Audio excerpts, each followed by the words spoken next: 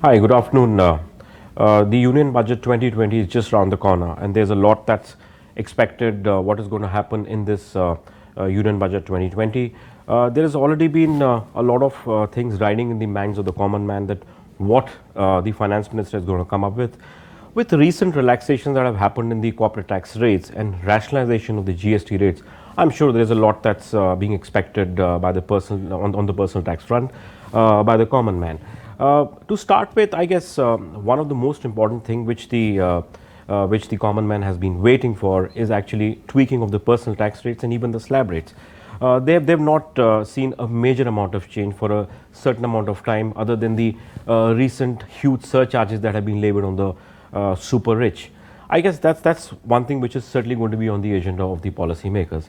Secondly, I guess ATC, which has not seen a tampering for the past 5 years, that certainly needs a relook from the policymaker side, because this will certainly give a breather for anyone and everyone, because ATC is an area where everybody wants to invest.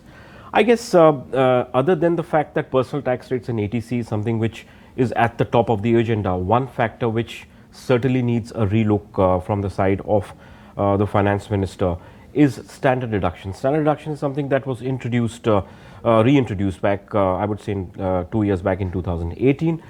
It certainly was being looked at by the policymakers that we should reintroduce standard deduction, and what they essentially did was that they had offset medical reimbursement and conveyance allowance by reintroducing standard deduction. I guess the number is expected about 60,000 right now, which I guess should be relooked at by the policymakers. The intention is because they should actually be made commensurate with the respective slab rates that are available, with the finance ministry. If we are able to make them commensurate, it will be very, very effective, because that's what people are looking at.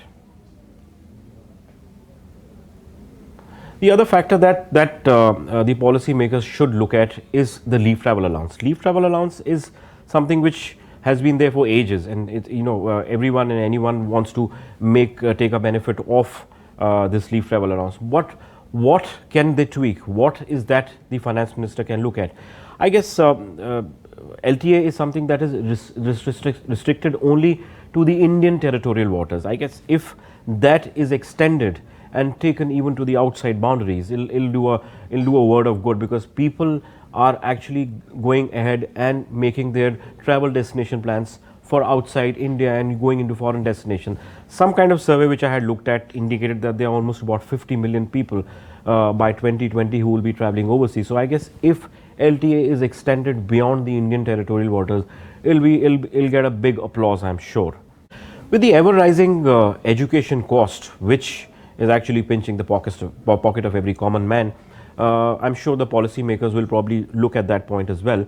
I know there is a certain level of deduction that is available under ATC, but then we have been seeing and looking at the Indian Income Tax Act, which clearly says that for hostel allowance and for children education allowance, the number that has been pegged is actually about 150 rupees a month and 300 rupees per month respectively, which is actually a very, very, very paltry amount. I guess the policymakers should look at and understand how they can reintroduce or make some kind of changes in the children education allowance and hostel allowance, because education costs are with every passing day increasing. So this is extremely important.